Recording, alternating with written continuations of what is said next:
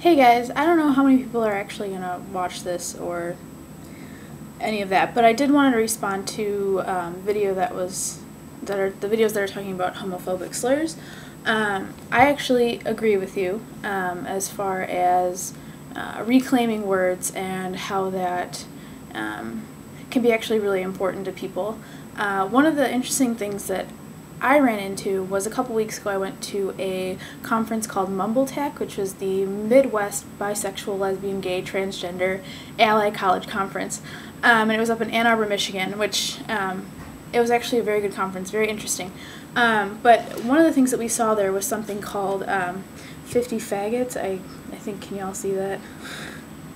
And they were just a group. They do an online webisode type thing.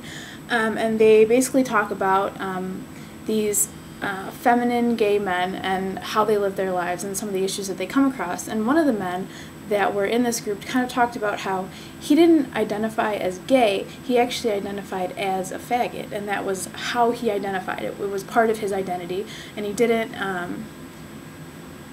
Gay wasn't the terminology he would use. And I thought that was really interesting, that it wasn't so much that he was reclaiming the word, but that it was his identification. It was his identity. It was a segment of who he was. It wasn't necessarily the fact that he was reclaiming it, just it is as it is. It's not something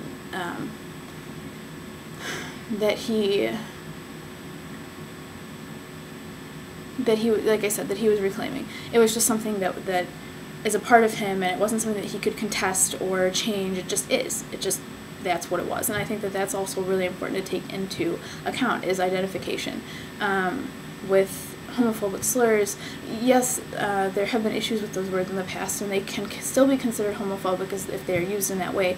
But at the same time, there are many people out there who identify by just that word, specifically those words. And I think that that's another kind of segment to homophobic slurs, is sometimes they're not homophobic because, one, as was already said in the video, people can use those as a way to reclaim the word, like they do in the vagina monologues, or using the word fag. But there are also some people that identify that way, and I think that that's a pretty interesting way to identify. Not bad, not interesting bad, but interesting good. I think it's really cool that people take those words, and that is legitimately how they identify. So I guess that's it. Yeah, see y'all later.